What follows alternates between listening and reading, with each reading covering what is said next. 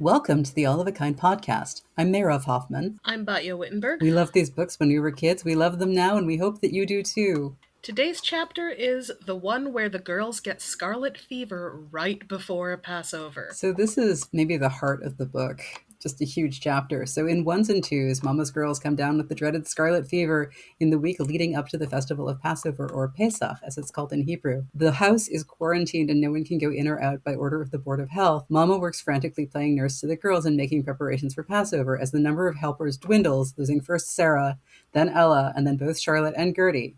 Thankfully, the family support system is in place, and visitors and helpers supply the family with gifts and groceries, and the girls are even able to participate a little in the Passover rituals from their sickroom. Eventually, the quarantine is lifted, much to everyone's relief. Today, we have two guests with us. We have Shoshana Flax, and we have Rena Mills. They are cousins, and Rena has an especially special connection to All of a Kind family. So I'm going to let them introduce themselves, starting with Shoshana. Hi, I'm Shoshana Flax. I'm an associate editor at The Horn Book, which does reviews and other contents about books for young people. And these books, the All the Kind family books, just keep coming up in my life. It was the first chapter book that I read on my own. My mom and I were reading it together, and then she went up to take care of my sister, and I sneakily continued reading. Reread it many times. To use Dr. Rudim Sims Bishop's book terms, I think I really saw these as a mirror book. I saw myself reflected. I thought it was really cool that they were also a window book for other kids, that other kids needed to see, or were interested in seeing something that I already knew. So that's my childhood connection, as well as the family connection that I'll let Rena talk more about. I also served on the Sidney Taylor Book Award Committee as an adult, which chooses books for young people that authentically portray the Jewish experience. And I also was involved in creating the Which All of a Kind family sibling are you quiz on BuzzFeed, which was a lot of fun, and it will be no surprise to anyone who knows me that I'm a Sarah. I have not heard of that quiz. I should find it. I took it. I think I'm an Ella. I forget. It might be a Sarah, but That tracks. they share a bed, so it's probably roughly right. I'm making a bet with myself that I am either a Henny or a Charlotte, but I'm not sure which. Not sure which either. A lot of the most gonna fun be a people are draw. Hennies, I feel like. And we're going to introduce also Rena. Rena, tell us about yourself and your connection. I'm Rena Mills, and I am Shoshana's cousin. Her grandmother was my aunt, and she worked at Camp Cejwin, which I attended for 8 years. And she got a lot of her nieces and nephews and her own two sons to go to Cejwin. And also a lot of extended family members of our synagogue where we belong. They also went to Cejwin, so she was very instrumental in a lot of campers going there. And coincidentally, Sid Taylor, called Aunt Sid, worked at Cejwin for many years. And when I was a camper, I think the summer I was 10 and 11, she was the drama and dance instructor. And we didn't know at first that she was also an author, but I think later on we found out, while we were there, that she was the author of the All the Kind family books. And I read those books. I read a few of them. I think the later ones were published later on. And we thought it was incredible that she was there. Just happy to know her. That's amazing. What years were you at Cejwin? 1967 I started, on and off through 76. And I was a camper for a few years and then a counselor for 2 years. Were you in any of Sid Taylor's famous plays? I think I was, yes. She didn't only do plays, she did a lot of improvisational stuff. She would have her classes where she would involve everybody. It wasn't just like she'd select a few kids to be in a play, where she would give us scenes to act out, where everybody got to know her. Then she had an assistant who would play the piano, and she was an interesting character. Let's just put it that way. We all really loved her. She was very, very strict. She didn't put up with any nonsense. Everybody behaved in her classes, her events. She also did dance with us, so we'd have a lot of circle dances with her, and she'd have all different ages, so she would gear it to the age that she was working with. She was very talented in that way. And then at night she would go around to the different bunks, and she'd come and visit, and if she chose your bunk that night, it's very exciting. And then all the girls, they all wanted her to sit on their bed. She would tell stories, and it was just, she sat by the foot of your bed, and that was like the highlight. That's amazing. And interestingly, That sounds so delightful. I just learned this week that the people who started Camp Ramah actually were Cejwin alumni. And there's a tradition at Camp Ramah where people come and tell you bedtime stories in your cabin at night and sit on your bed. So I Yes, think that's Aunt what Sid she did. started that. I think it's literally a Sydney Taylor That must have tradition, been because and that's been lost. And I would love to tell the Ramah people, hey guys, this was started by Sydney Taylor. Cejwin really inspired Ramah, so I think it's notable that that tradition lives on. So we're going to dive into our main program, which is what's on the page, and what's not on the page. this is where we go through the book and we talk about the literary conventions and what happened in real life versus what happens on the page. While we don't always have great insight into real life, today we have Rena, so maybe she can offer us some insights there. And of course, as always, our guests are going to jump in with us and discuss the chapter. Our first question is always, who do we meet in this chapter? And I think the main one is Dr. Fuchs. Dr. Fuchs, I think, is the first person you could call a major character that we haven't met yet. I love him. He's great. He has a great sense of humor. I love a doctor who makes a point of amusing his child patients and trying to make people laugh so they'll feel a little better about whatever's going on. I'm a big fan of that particular bedside manner. Granted, it isn't always suited to the patient, but I like it. And something you don't see today is he made house calls, and nobody does that now. I do have one doctor who will call me after hours, which is already a machaya. That doesn't happen today. Big thing, yeah. But he's there every day. The girls are sick, they're staying in the house, they're quarantined. The doctor is still coming every day. So that's above and beyond for what we expect from a doctor and I'm sure now. He had a lot of patients, so he probably had to make a lot of different house calls, visit a lot of different homes. I expect it was an epidemic at that point. Yes. If they have the Board of Health showing up really promptly to quarantine them, there's probably a lot of that activity going on. I wonder what measures he was even taking. I mean, I hope that he was wearing gloves and washing hands from one house to another, because that is a way to possibly spread scarlet fever. I kind of wonder, he's looking in their mouths. Is he using a different stick for each girl, I hope? Charlotte and Gertie don't catch it for like almost 3 to 5 days after we see Ella and Sarah come down with it. So I'm a little worried about the disease vector there. And I'm sure he wasn't wearing a mask. No, definitely not. Certainly not a mask of the kind we would consider absolute requirements today. We're all much more versed in what is a good medical mask than we were this time 4 years ago, I think. Or indeed when we read the books.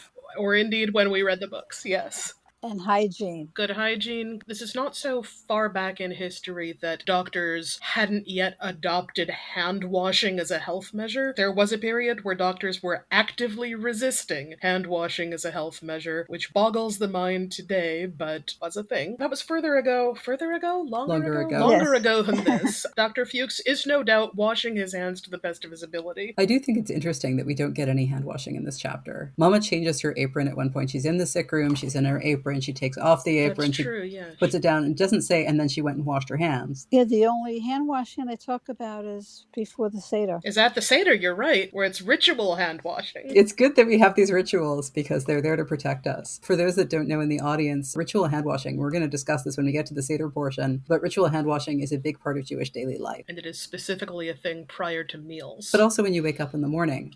Yes. A lot of people do the morning hand washing, and some people have a special cup that they keep by their sink for that purpose. There's so much Judaism in this chapter. Yes. Is there Judaism is a classic question. It would be nothing but, except that there's scarlet fever in the house, which kind of steals the spotlight for a bit, but not for long. Passover or Pesach I think it's definitely a candidate for the most important holiday in the Jewish calendar. In fact, it used to be the New Year at one point. Before we moved the calendar around, Passover was the beginning of the New Year because it's the beginning of spring. It's also one of the 3 festivals that required pilgrimage to Jerusalem when the temple was standing. So that's another factor in how important it is from a religious perspective. And from a practical perspective, getting the house ready for Passover, as we see in the chapter, is an enormous task. A lot of it is just elided because Mama is busy taking care of the girls, and we get much more description of her loving care of the girls than we do of her preparation for Passover, which must have been kind of frenetic. We definitely do get the sense that Passover is a production, even in normal times. If her kids had been healthy, she already would have had all this work. Just, it is the annual stress event. And I can't even imagine her getting all this done while taking care of sick children. I mean, she must be totally overwhelmed. And and yet she keeps calm throughout the whole time and doesn't get flustered and upset, keeps calm. I'm sure she's worried about her children and she wants to take Yeah. care of them and get them better. But at the same time, she has so much else to do to get ready for the holiday. It's very clear to me that, just from the text, that Mama feels it important to running the household smoothly and to keeping the kids on an even keel while they are convalescing. She's got to hold it together. She's got to present an unruffled and in control appearance, no matter how worried and stressed she is, and she is extremely worried and stressed. The thing that struck me on this rereading is just how much of an understatement the chapter title is. The chapter is titled Mama Has Her Hands Full. And Mama has her hands full on a regular basis. Mama's daily life is having her hands full. This is on another level. This is full arms at this point. It's not just the hands. It's an understatement for sure. Very much so. And Mama very much suppresses the anxiety. We see her interior monologue of, oh my goodness, how am I going to do this? They're going to need to be on a special diet. They have all of these requirements for scarlet fever. How am I going to bring this into harmony with Passover? And then she's just very calmly discoursing with the doctor, with her children, completely rearranging the house. And she's just, casually I'm going to logistics in my brain, and then I'm going to get it done. And the kids are oblivious. And she's not getting sleep. She's not sleeping, it seems. Right. She's up constantly taking care of them. They having nightmares. And I don't know how she's functioning on a little sleep. Yes. It's a good question. I think she's just doing it on sheer adrenaline. I think so. And sheer force of will. Yeah. Which we have already seen. Mama is a very, very strong-willed woman. Absolutely. And that is serving her well here because she hasn't got much recourse, except it's either hold it together or fall to pieces and still have all this to do anyway. Because even though people are helping, and I do want to talk about how people are helping as we go on, there's nobody else can do the job of sleep in the room with the kids to be there if one of them has a nightmare. Papa could do it, but Papa's got to work outside the house also. I find that fascinating that Papa is actually leaving the house to work, and I think it was mostly because scarlet fever was regarded as a kid's disease, and he's not coming in contact with kids. He doesn't have underage peddlers. But the quarantine does not keep him at home. Yeah, he could be spreading the germs to other people while he's out. We genuinely don't know. This is probably what happened because he has to go out and make a living. I don't think people really understood what quarantine meant in those days so much as, don't come in. He couldn't work remotely. Charlie seems to be the only one who gets it, right? Charlie's I'll just stand over here and leave the package by the door. Don't come close. And yes, Charlie is back in this chapter. Yes, and very active. Let's talk about that. He's determined to help not just with practical needs, but with keeping the kids' spirits up. He keeps fretting that he can't do enough and brushing aside every time Mama tells him, you're being so much help, you're doing so much good, and he's like, oh, it's nothing. Yeah, he's actually embarrassed, I think. He runs off down the stairs Yeah. oh, don't thank me. Which is adorable, but it's also we're setting up Charlie's character here as a good man who would be very good with children. He's a good man who wants a family too, I think we're seeing. Yes, that. exactly. Yes. And given what we find out next chapter, spoiler, things are going to happen. That's right. That is next chapter, isn't it? At a certain point, we want to get a sense of the roundedness of Charlie's character. I think that we're sort of building it into the narrative here. Interior space versus exterior space is a big one in this chapter. The exterior, we're getting nameless aunts and uncles. We don't get any identities yet as far as who's visiting. We know them from the Purim chapter, but we're not getting, Uncle Hyman came one day and Rivka came the other day. Everybody's coming on a schedule to wave to Mama and say, do you need anything from the window? Remember, they're on the second floor looking down from the front room and they're talking into the street, which is obviously not very private, but it's at least safe. These are mostly people who have children. I definitely was struck by the contrast between the COVID pandemic, which I kept thinking back to this chapter during the COVID pandemic because I learned the word quarantine from this chapter, as I'm sure many of us did. But during the COVID pandemic, not that many of my friends live in and certainly my family live in walking distance. So window visits were not a major part of my COVID pandemic, but seeing people in little squares like we're doing on this podcast right now, I did plenty of, and I did lots of texting and I did lots of talking on the phone. And meanwhile, obviously, other than, I guess there's a phone at Papa's junk shop, the Brenners did not have a phone at home, I don't think,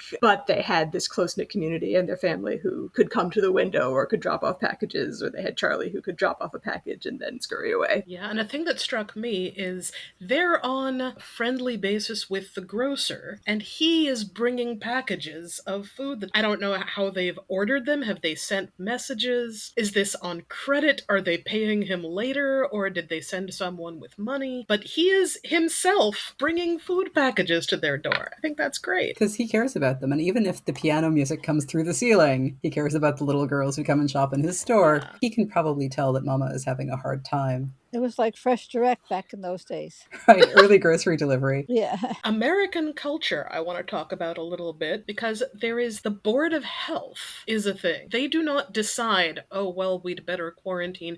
There are laws, there are rules, there are people who come to fumigate the apartment when everyone's better again. I don't know what was involved in fumigating the apartment, but I don't think that gets done today generally. No. I don't think the earliest, but some early attempts at government involvement in public health, which is not something that I really paid much attention to in this chapter in previous years. But of course, the COVID pandemic has made me reevaluate everything that touches on this even slightly. I'm going to get to that later when we talk about the Seder. That we have a general understanding of what it means when a household has to be quarantined. Nobody is asking, quarantine? What's up with that? And nobody is complaining about it. It is a rule. And both the Brenner parents are rule followers. Very much so. Now, I know from elsewhere that in the flu epidemic, which hasn't happened yet, that comes into a later book, there were scofflaws who said, no, I don't think that these rules make any sense. I don't have to follow them. I don't like them. And just as we had in the last couple years, we have mask wearers and mask not wearers and a great deal of conflict between them. Great little political cartoon I saw some while ago from that period of somebody punching a non-mask wearer in the face saying, if you won't do it for health, then do it to cover the black eye. That's probably not a good thing to do in real life, but I can feel the wish fulfillment across the century between. You're the one that wrote the punching song. That's true, but that was about a different thing. That's fair. Absolutely. The city is getting involved. And this is, I think, the first time we've seen the city come to the home. We've seen the girls go to the city. We've seen the girls go out in the neighborhood into the library. But this is the first time that it's coming to the home because it has to come to the home because they're not leaving. Everything has to come to them in this chapter. And we don't know about what's going on with their school. If other kids in the school got sick and couldn't go. And also if anyone is bringing them their schoolwork, they're losing all this time. That's true. That's not touched on. They're having a great time in the sick room, so maybe they are on a break. Yeah, I suspect. They're not doing homeschooling or remote learning. We know that for sure. Oh, but Charlie brings them a toy blackboard and chalk. And Sarah's like, oh, I miss school so much, and now we can write in the blackboard just like in school. That suggests they are not getting any homework sent home, because otherwise she would have that to console her. Sarah's very upset about not being able to go to school. Like right at the beginning of the chapter, she's like, oh, Henny, I wish you were sick instead of me. And Henny's like, I want to be sick. She's like, fine, you be sick. I'll go to school. There's 2 chapters in a row with Sarah crying. So Yeah. I feel like a lot of the inspiration for this was drawn out of the traumas of childhood. What was memorable? I was crying. That does tend to stick. Yeah, and then later in the chapter, Henny gets her wish. She doesn't have to go to school, but she can't do anything fun either. Yeah. So, monkey's paw, Henny.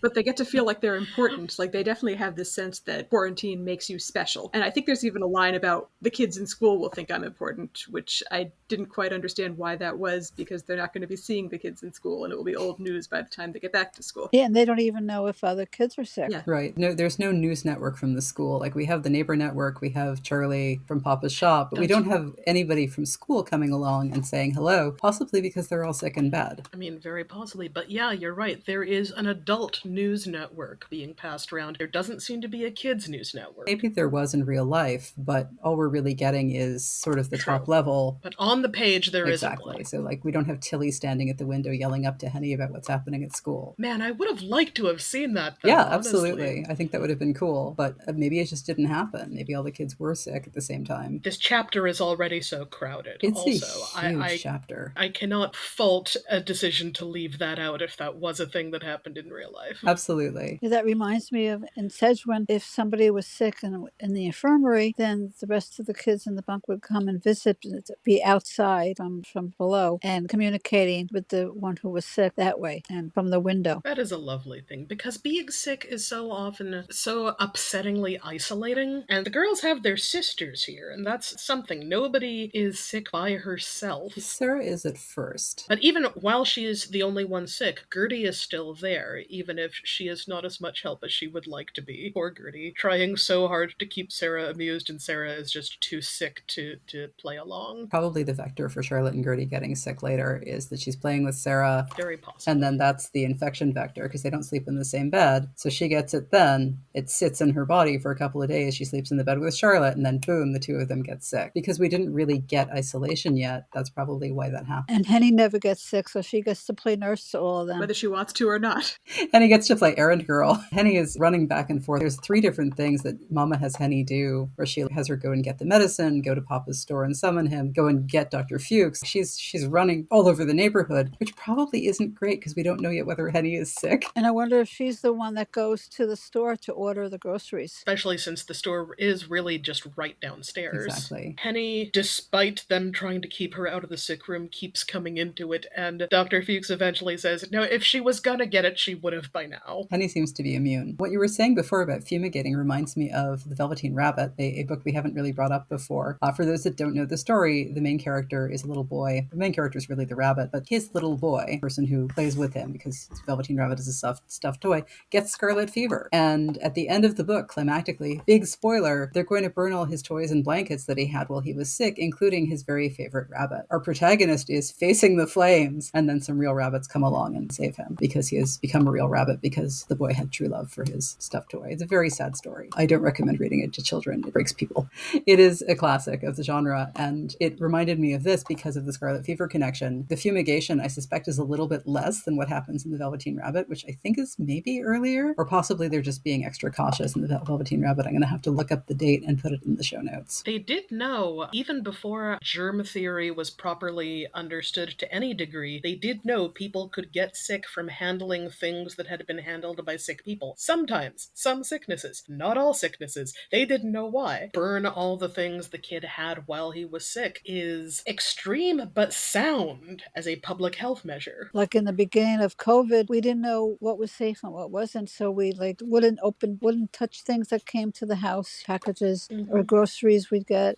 We wiped The everything groceries down. airlock, I remember that. Yeah, wiping everything down. Which, again, since we didn't know, was a good measure. Very glad when we found out we didn't have to do that. I can imagine that being sort of a traumatic decision to make, more so in All the Kind family than it would have been for us, because this family that has so little, they're in this tiny apartment, they're living in poverty, if you happen to be sleeping under your favorite blanket and you don't have another blanket, that's not an easy decision to make, even if it is the sound one. Oh. Yeah, they couldn't afford to get rid of things. Oh my gosh, I just thought Sarah was saving up for months for a doll. You have a good point. Yeah. I'd forgotten about the doll because I don't think, if it happens in the book, I don't remember it happening. Do we ever get to see Sarah triumphantly acquire the doll? I don't remember it. No, me either. Presumably it's either between books. But how awful would it have been if she had just gotten the doll and then scarlet fever happened and the doll had to be destroyed? I've made myself sad. This isn't even in the book and I made myself sad over it. It's my fault. I introduced the Velveteen Rabbit. Or if a library book. Books are so precious. What if something had to happen to a library book? Oh God, a library book. Shoshana made it worse. Maybe they would have been given some grace in that situation, but they would have felt horrible. Yes, agreed. What would they do with a library book that had been exposed to scarlet fever germs? I don't know. I don't know what the procedure would We have need been. an epidemiologist who is versed in this period. And then she'd have to pay for that one too. I would hope they would not make her pay Yeah. for that one, but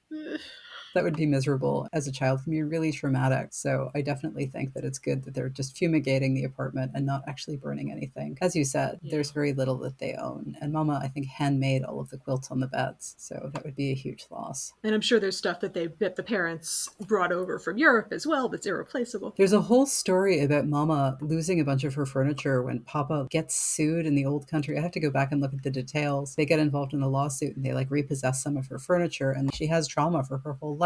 And people are going to come and take away her things because of that incident. So we've talked a great deal about what's on the page with scarlet fever. I think we ought to talk about the Seder. So we have all of this run up. Mama says tonight is Passover. Jewish holidays, for those that don't know, begin in the evening, and the first day is counted until the next evening. So on the first day of Passover, they'll begin in the evening with the Seder. And the Seder is a ceremony. Seder means order, which I'm assuming that Papa is following because he has the Haggadah. I was really interested to notice that they have a Haggadah that's got English in it. Yes. That's kind of great for this era. And it's got pictures. And with pictures, too. Yes. We have so many different Haggadahs in our house, and even more in my parents' house, which is now my father's house. Actually, I don't know if he kept them all. I should ask him. We also have many Haggadahs. We have the same tradition, even though we're from very different backgrounds. We used to have a pile of Haggadahs on the table, and everybody would take one, and they would all be different. And so you would just kind of try to follow along, and then you would read all of the good bits from your Haggadah. One of the things that happens very frequently at the Seder at our house is a whole bunch of the different Haggadahs we have English translations. None of them have the same translation. That's not strictly true because we have a couple that have the same edition or we're clearly drawing from the same edition, but there's always 4 or 5 different translations, and I'll be, okay, everybody, how does your Haggadah, the one you have, how does it render this phrase? And we compare the different ways of translating it to try to, because the Seder is not just the order in which you do things, it is also, there's this long liturgical, it's generally framed as the Haggadah is a retelling of the story of the Exodus from Egypt. But it's interesting, it doesn't really get into the retelling of what happens until you're more than halfway through the section that is the retelling, because first we gotta talk about the retelling. Exactly. And it assumes everybody already knows the story. And that's why it takes so long. A typical Seder is between 2 to 5 hours long. So it really depends on your family's traditions and how quickly you want to get to the food. So a lot of people skip a lot. And how many melodies you're arguing about because everybody wants to do the tunes they grew up with. I'm flashing back now to the Seders that Rena and I used to, now we do them with separate branches of the family, but it used to be my grandmother who was the secretary at Cejwin. We would all have them in her tiny Stuyvesant Town apartments, dozens of us. I think we were all using the Maxwell House Haggadah, and I can definitely remember a lot of arguing over which melody you would use. And we all had the same melodies that we used year after year. And the same people would be in charge of leading it, too. It was very much tradition. Yes, of course. Running on rails. It's always interesting to me how different groups, different families, different individuals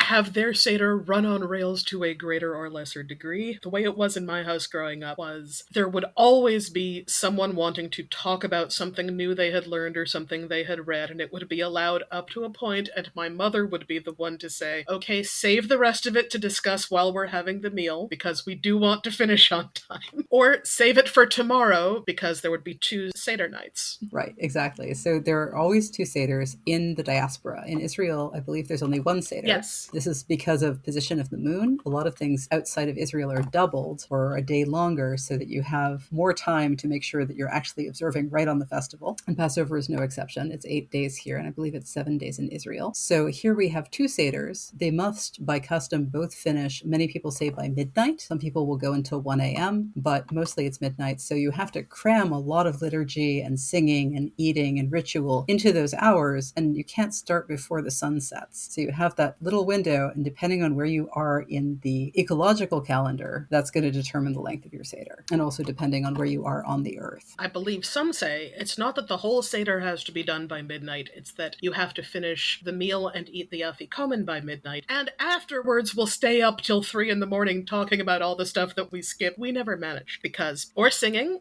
but no, by the time we got to the actual end of the Seder, we would always be too tired to stay up longer. But I have known families that actually do go till 3 in the morning. And there is a story in the Haggadah of a group of rabbis in Bnei Brak during the time of Rabbi Akiva, which was during the time of the Roman occupation, who literally stayed up all night discussing the Exodus from Egypt. It's suggested it was actually a Seder night, until one of their students came to them and said, "Rabbis, it's time for morning prayers." And it is also suggested that they were actually plotting revolution against the Romans, and that was a cover. Yes. You can plot revolution and talk about the Exodus at the same time. They're relevant to each other. And the reason their students had to tell them it was sunrise was they were in a cave in a hiding and they couldn't see the sky for themselves. Is one interpretation I have heard. I do not believe this is universally agreed upon. This is Judaism. Nothing is universally agreed upon.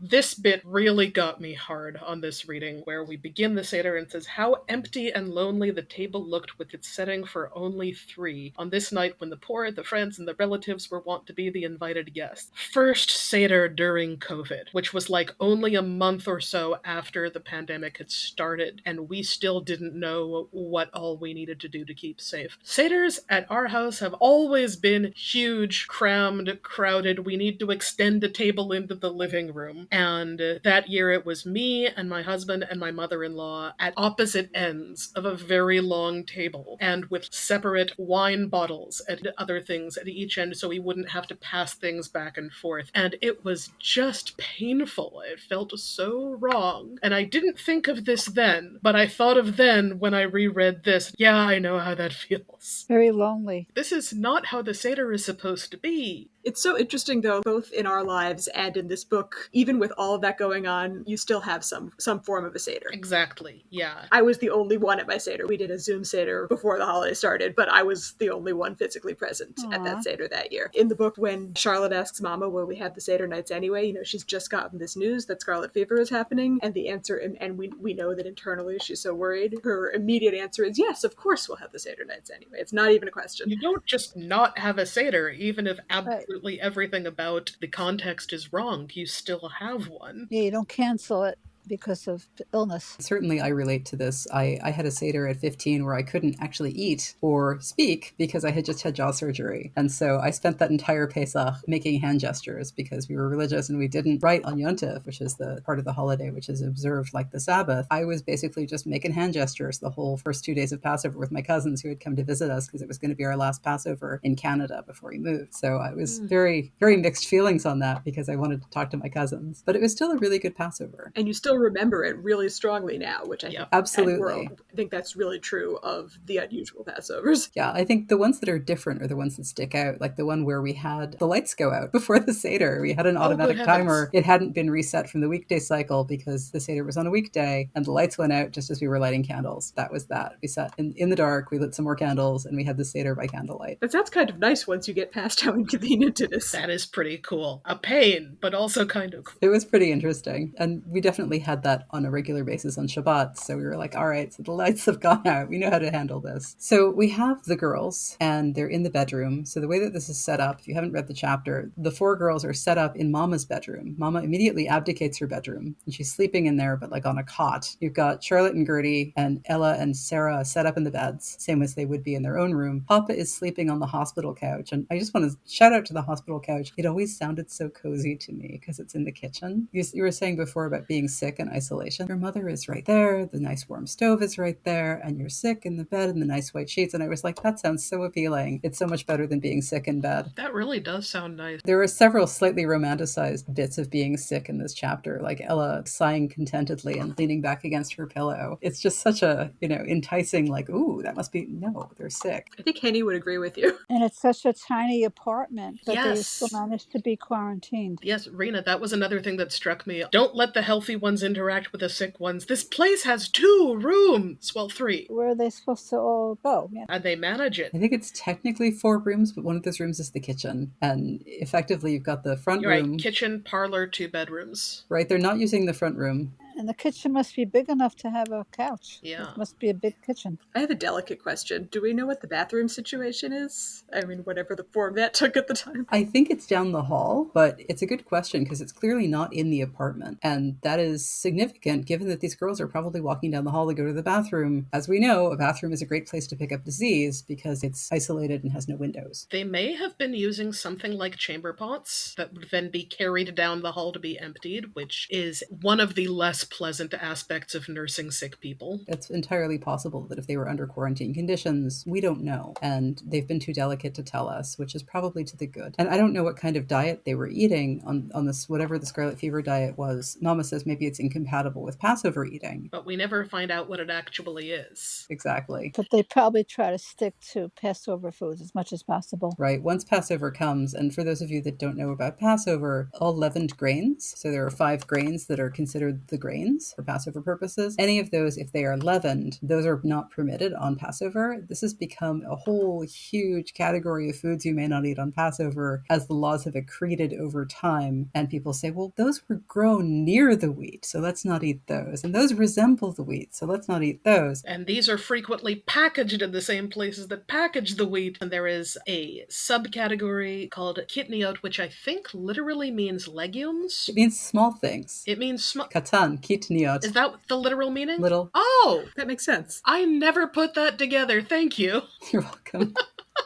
that are not grains, but that category of traditions in Judaism that does not consume anything made out of them on Pesach, and another set of traditions which says, yes, you can eat them, you just have to check through them really, really well to make sure there's no grain in them. In the present day, that checking is frequently done in a factory context, and you can just buy, for instance, rice that has been stamped kosher for Passover, and you know that at the factory or at the distribution packing place, they made sure this was not going to be contaminated with any grain, or you just buy unmarked rice and go through it grain by grain. Families I grew up with would do this every year. You go through it grain by grain 3 times to make sure. This is what a sifter is for. Sifter doesn't work if the grains of rice are the same size as grains of barley, which they just about are. One of the wonderful things about gluten-free is that you can be reasonably certain. It depends, because oats are often considered gluten-free. Oats are one of the forbidden grains. But it's a good bet that it has at least been very carefully checked to make sure nothing that isn't supposed to be in this product is in this product. All this separation reminds me so much of quarantine, too, and I wonder which of those two things were being done more carefully. That's a good point. You even used the word contaminated. Oh, yeah.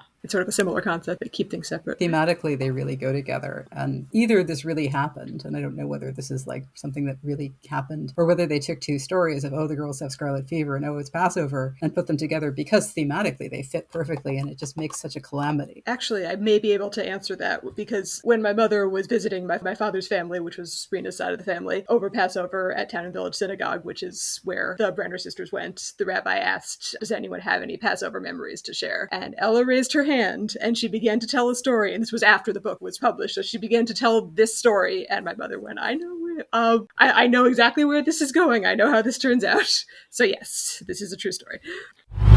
One of the things I love is to sort of kick off the Seder with the contamination and the separation. Their father puts on a kittel, which is like a white garment, an overgarment that you put over your clothes. It's actually a lot like what doctors wear, like a lab coat. I know someone who calls his kittel his sacred lab coat. I was just going to bring that up. Yep. I think it's the same person. He's making physical differentiation between impure and pure. And then he goes and shows himself to his daughters to sort of show them that they are not impure, which I just kind of love.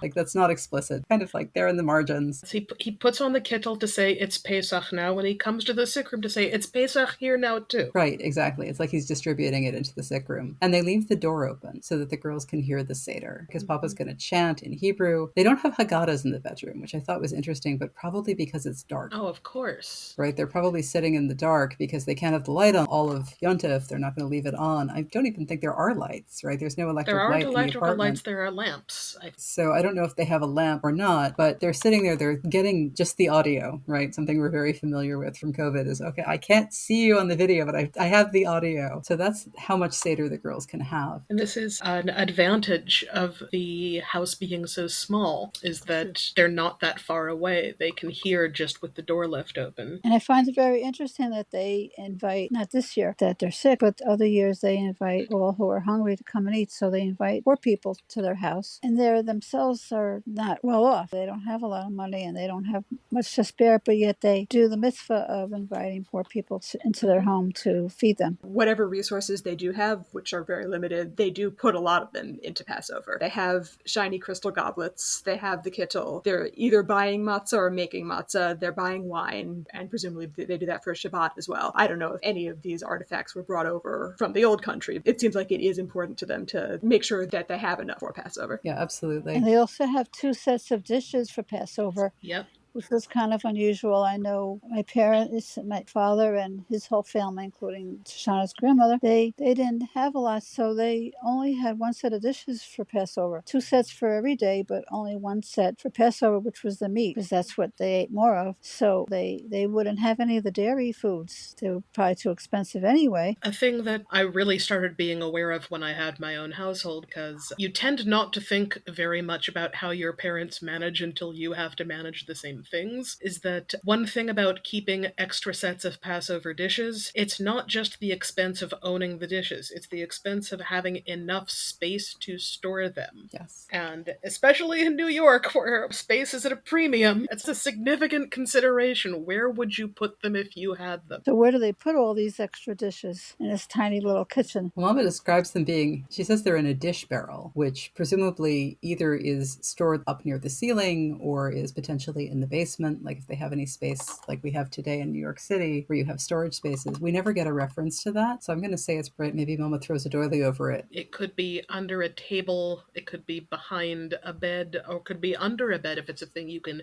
safely tip on its side. I don't know. Yeah, I don't know where they keep it, but clearly this is something that they have just for Passover, because she's telling Charlotte, okay, put the dishes back in the barrel. We have bigger problems now. They still get brought out for Passover, but not until the last minute. They also have dishes for the company. A, they're not a small family. B, they expect to feed a lot of guests. We don't know what percentages of the relatives are going to come over for Passover, because they don't. If the Purim chapter is anything to judge by, it's a substantial crowd. It's huge. So they probably invite just the closest relatives, but we don't know, because that's the year it didn't happen. This bit breaks my heart, actually, for more than one reason. Gertie saying the 4 questions from her sickbed, purely in itself, that's a heartbreaking moment. She's practiced for weeks, and I remember being little and learning the 4 questions. That was going to be your moment to shine, because the youngest child, spoiler, I'm not the youngest child in my family, but there was a short period where I was the youngest one who could recite them. And traditionally, the 4 questions, which we will probably talk a little bit about what those questions are, traditionally recited by the youngest child. In my family, first my older brother and then I were apparently very reluctant to give up our spotlight moment of reading the 4 questions. So the tradition that developed was every child would say the 4 questions in order from youngest to oldest. Like sequentially? And you finished before midnight? Sorry, Shoshana? And you still managed to finish your Seder before midnight? We did, and to keep it from getting too boring, we would start learning different ways to do it, different tunes to sing it into, different languages. We learned it in Yiddish one year. We got the Ladino version of it. Ladino, for those of you not in the know, is a Judeo-Spanish language, which is heavily, heavily Spanish in much the way that Yiddish is heavily, heavily German, leavened with, possibly the bad choice of words here, cut with generous amounts of Hebrew, and having sort of different developments over the years. My parents drew the line the year I got it translated into Klingon. Why? That's great. They did not feel it was appropriate for actually delivering at the Seder. I was mildly miffed. They let me do it in Latin, though, so... So classical languages are okay if they come from this planet. But yeah, here's Gertie, who can't get out of bed and come to the table, but she is going to deliver the 4 questions. I was sure that Henny was going to get stuck delivering them and roll her eyes at having to do these babyish 4 questions. But yes, I agree. Gertie doing them from her bed is just the most heartbreaking thing. Well, it's not quite as heartbreaking as what I'm about to say, which is people died from scarlet fever. It's true. The fact that the girls all survived this episode is amazing. Is miraculous. It reminds me of the fact that A, Passover, season of miracles, but B, there's an Isaac Bashevis Singer short story called The Extinguished Lights, which some of you might know, where a little girl dies right before Hanukkah. Yes. And is haunting the entire town because she didn't get to light candles and play dreidel one last time. She's like 5 or 6. Aww. You know, when I see Gertie saying the 4 questions, I think of the little girl, and spoiler, they wind up at her grave playing dreidel and frying latkes and what have you. Oh, so And sad. her ghost is then pacified and moves on. This is an era where child loss from these kinds of diseases was absolutely common. It would have been a very different narrative if that had happened. And Yeah. I did, yeah, that is a good point, and I did wonder about this chapter has so much humor with Henny being jealous that, you know, some people have all the luck and they get to be sick. There must have been the awareness that this risk did exist. So was it really this light? Did they just know that their cases weren't that serious? Or was this an editorial choice just to keep it light, to keep this sort of a chapter that wasn't going to bring down the room? Yeah, and then during the Seder, playing about the angel of death, and here they are, very sick and escaping. And I think Mama actually says that to Charlotte or Gertie. It's to Gertie early on. And Gertie's, well, what are we talking about here? And, why is it called Passover? And Mama tells the story of how the angel of death passed over the houses of the Jews in Egypt because they had marked I don't think she actually goes as far as to say that they had marked the lintels of the doors with blood, because that would be a little bit much to say to a 4-year-old. And as a result, we have this narrative of the angel of death passing over a Jewish house, which is pretty much what happens in this chapter. Which is what happened. They are kept safe, potentially because of Mama's fastidiousness, which is related to her Jewishness and all of the rituals that we see here. Yeah. So we also have, in addition to not being able to be at the table to say the 4 questions, Gertie also has missed her chance to steal the afikomen, and I felt that. I don't think we covered what nafikomen is. There are 3 ritual pieces of matzah, which is the flat unleavened bread that we eat at Passover, and those go into a special, in this case, they actually go on the Seder plate, which I thought was really interesting because ours are separate. Modern Seder plates don't have a spot for the matzah. We have a cover. We just put them into the cover, which has 3 slots like record albums would have. A little bit like little sleeves. A handmade matzah is about this, roughly the size and shape of a vinyl record. And so the middle matzah gets broken in half ritually, and one half of it is handed around and eaten, and the other half is saved as the afikomen. The afikomen is dessert. The dessert is hidden from the children by the father, or hidden from the person leading the Seder by the children, right? They can mischievously take off with it and hide it, and then they ransom it back. So Gertie has had a clear shot at the ransom this year. For the first time in her life, because she's 5. Not even 5, I think 4. 4? She's 4. She has really been looking forward to doing the hiding and the taking and the ransoming and getting a toy. And Henny has her back. Henny's like, It's okay. I'm going to get the afikomen for you, and I'm going to hide it. And Papa's not getting it back until he gives us both a present. And it's clear that what Gertie wanted was not so... Well, she says, now I won't get a present, but it's also clear that she wanted a chance at the stealing. I really have to respect the older girls for all agreeing to let the youngest have her shot, because competition for who gets to steal the afikomen, who gets there first, who steals it from someone else, was always very fierce in my family, because it wasn't just me and my siblings, it was frequently also my cousins. Yes. There was this whole little swarm of us running around. I genuinely don't know if we would have been so supportive and giving and say, we're gonna let the youngest have her go. Especially when there's not that much of an age difference. I mean, it's not like they're all in their teens or something. Charlotte is 6 if Gertie is 4. But they all promised they would let her. This has been discussed. That's that sister solidarity again. Sister solidarity. Love that. And yes, this is not the first time we've seen it, and it won't be the last. You can almost feel her disappointment.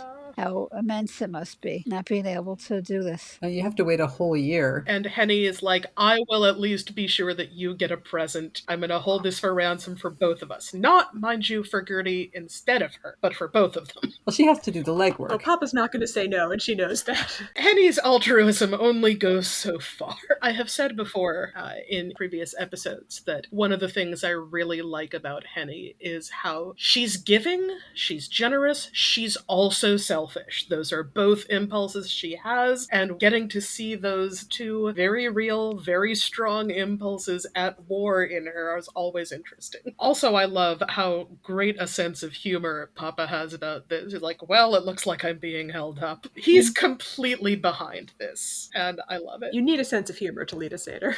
You really do, because everyone's interrupting you the whole time. Hard to keep a Seder under control, especially with lots of little kids. This is probably the easiest Seder Papa's had in years. That's true.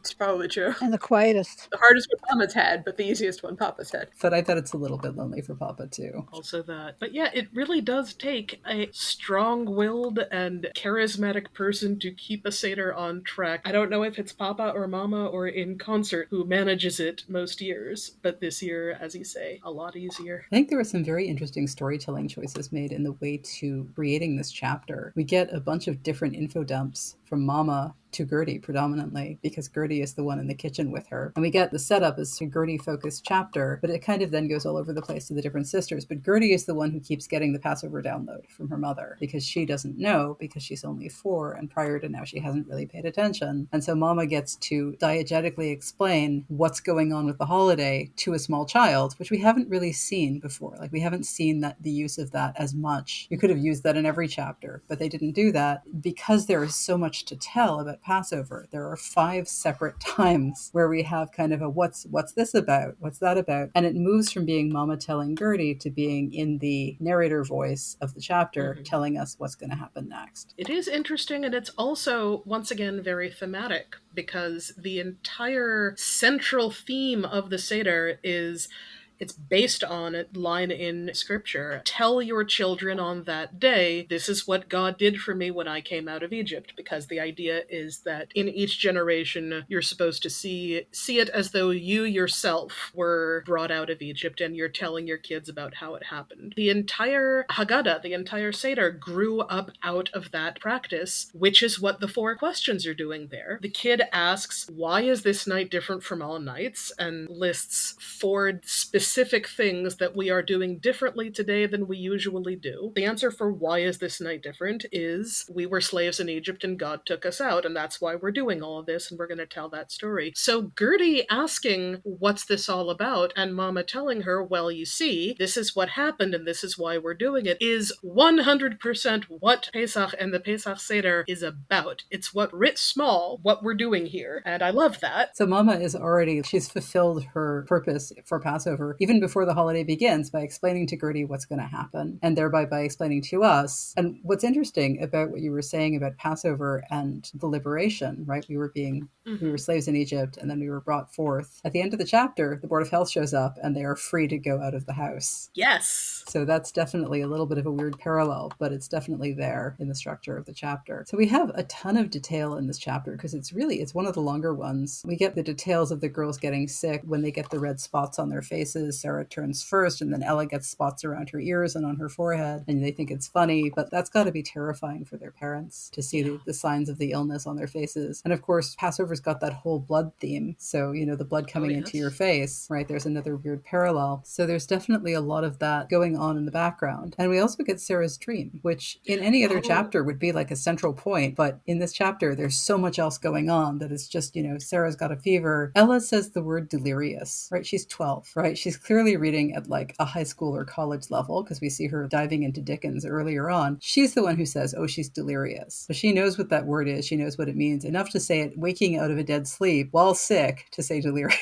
So I just think that's great characterization. Was illness common enough at the time that she'd encountered other people talking about being delirious before? I was really struck by what happens in Sarah's delirium nightmare is that she feels something swelling, getting bigger than she feels that she herself is swelling and getting bigger. And this struck me as familiar, and I realized what it was reminding me of. Once again, as I have done many times during this podcast so far, I can see your face, you're remembering it. It's in one of the later books one of the middle books actually, in Laura Ingalls Wilder's Little House books. There is a point where the entire family gets malaria. They don't know the word malaria. They have fever and, how do you pronounce the word? Ague. How do you say that word? Og. Og, that sounds right, but fever and og is what they call it. The last line of the chapter about that says, no one knew at that time that fever and og was malaria and that some mosquitoes give it to people when they bite them. So there's much older Laura filling in an important piece of information that none of them at the time had. I learned the word og from that chapter. Laura, at one point, in her delirium, in her fever, hallucinates something getting bigger and bigger and swelling, and she can't stop it. And then it is getting smaller and smaller and smaller and shrinking until it's the smallest that anything ever was. And I think she also hears a voice jabbering very quickly and a voice drawling very slowly, and she can't make out anything that they're saying. It's interesting to me that both of these little girls, under the influence of a fever, have a dream about something swelling. And I have no idea what would cause that. I wonder if it's sinus pressure or maybe a feeling of not being able to breathe, like something is pressing down on you. It's definitely interesting that those dreams are so parallel. And Sarah has Mama to hold her hand, which I think is, as we said in other chapters, Mama is definitely depicted as a very doting mother. She's deliberately sleeping in that room so that when the fever mounts, which is another phrase I learned from this chapter, she can be there to comfort them and, just to keep them getting maximal rest. That moment struck me as the most that the chapter admits how serious this is. That's definitely a scary moment, even if most of the time we've just got these girls, they're sick, it's kind of annoying. Here, you're scared for Sarah. It says during the day they play and they joke, but at night the fevers mount and the real nursing is being done. And Mama doesn't sleep very much. Well, anytime you're sick, it's always worse at night. For a lot of people. You get a higher fever. We also have just kind of the little characterizations of the girls as they react to the presents that they receive. Charlie brings a series of presents and like spending money on them. I mean, obviously a lot of the stuff doesn't cost a huge amount of money, but to them, this is treasure, right? Charlie is bringing them a new treasure every couple of days. And so in addition to the whole everything's happening, we have this false conclusion in the center where it looks like Ella and Sarah are going to get better. And then, oops, Charlotte and Gertie are sick too. They're brought into the sick room. And then all of the efforts redouble. Now we have 2 more sick girls. We have to be more careful. The inciting spot where it's like, all right, now everything kicks up to 11 and we have to really worry about it. The sick people versus the well people. There's that separation. And the well people are doing all this work and the sick people are lying in bed and getting packages. Which brings us to Miss Allen. Last page of the chapter, we get a gift sent through the mail. They've never gotten anything for them through the mail before. Which is sort of hard to believe. Modern sensibilities, like they all had magazine subscriptions as kids, but they have so little. Their library lady has purchased them a copy of a magazine and they are thrilled. This is the best thing ever. And also, I'm just thinking about the fact that it's a picture magazine, which is what she knows Gertie can read. So this is an all levels gift. Oh, I didn't realize it was a picture magazine. It says the St. Nicholas magazine, but I do not know much about that. Do you? Reasonably certain it had nice illustrations at the very least. What a delightful thing. She knows they've been sick. They haven't been to the library. I wonder who it was who told her they were sick, because no one from the family could have told her. She must have found out through the neighborhood grapevine, what's up with the Brenner girls? Why haven't I seen them? Or possibly this is where the kid network comes in, right? We know that Tilly goes to the library. Oh, could be. Other kids coming to the library, she might ask them. It's very possible that the kid network fills in Miss Allen, who immediately flies into action and sends them a present because she's like, my girls are not here. I found it also interesting that the outside world, and like we were talking about American culture earlier, it seems like a lot of goodies from the outside world come specifically from the 2 benevolent non-Jews in their lives, who at this point, as far as we know, are unconnected to each other. Foreshadowing. I know, that's all I'll say.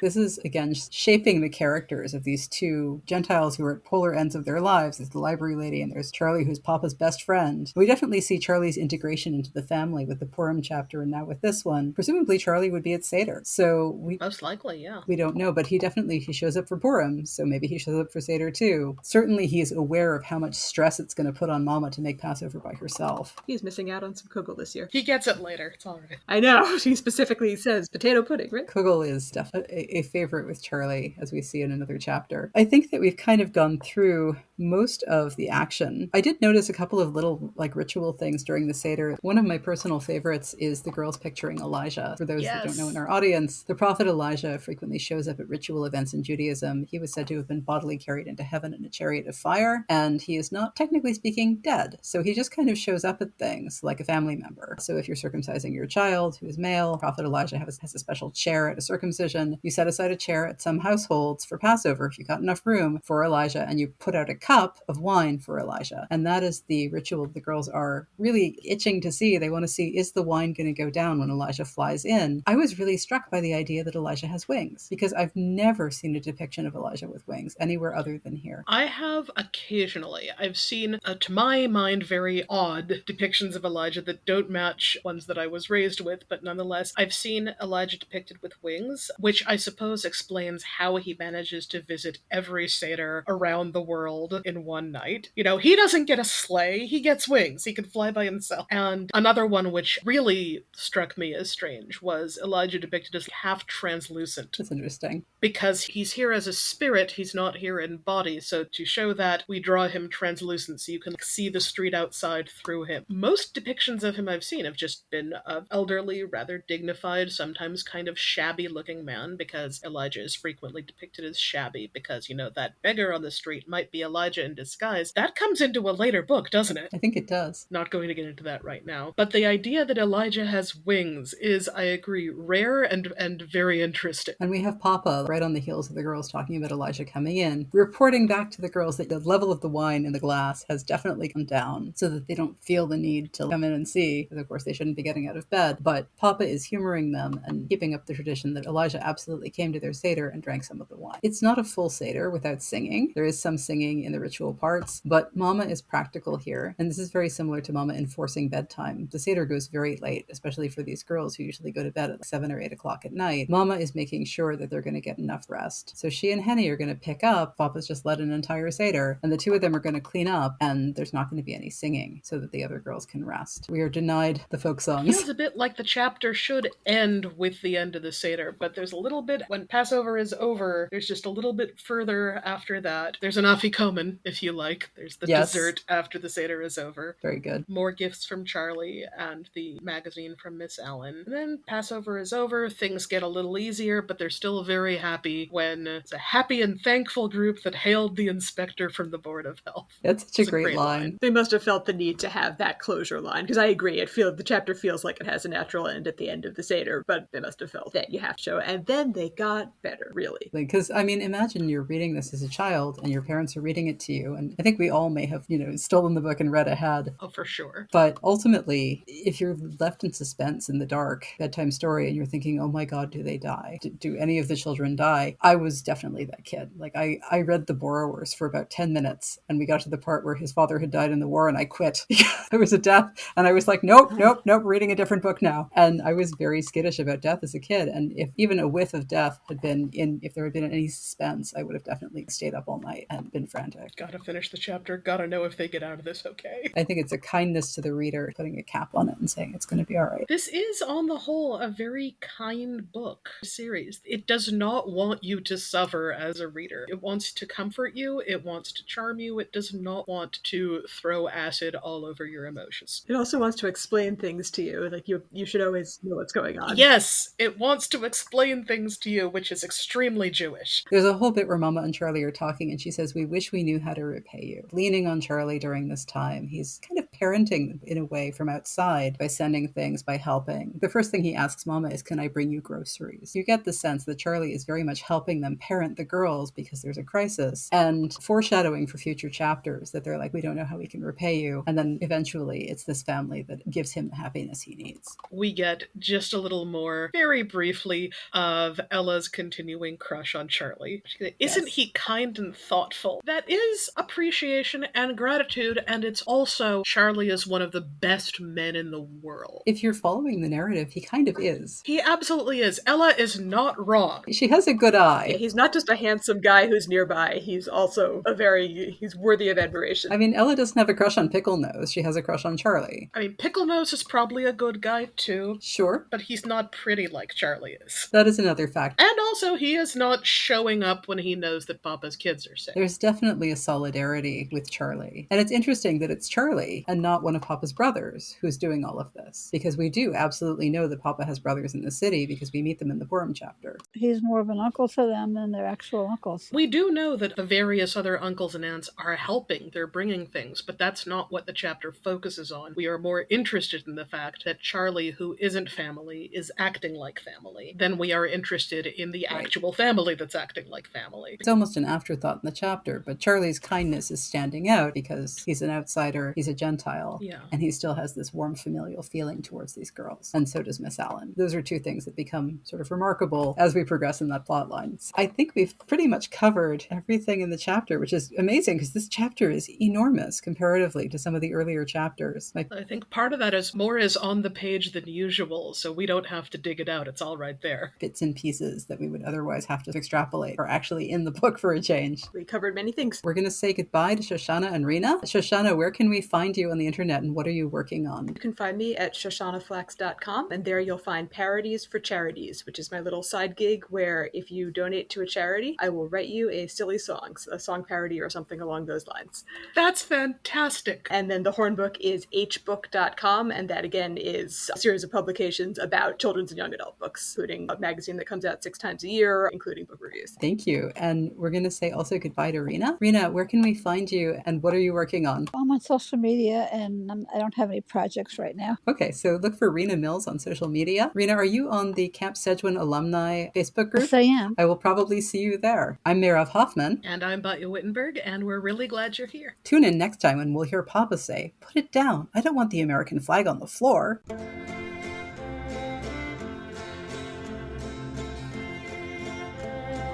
Our opening theme music is the public domain Dill Pickle Rag, performed here by Arthur Pryor's band, courtesy of the Internet Archive. Our closing theme music is the La Sirène Waltz, also in the public domain, written by Pietro Dero, performed here by Daniel Gunn Anderson, and Sunny Larson. All of a Kind Podcast's logo is by Al Benbow. Please see our full production credits on our website at allofakindpodcast.com.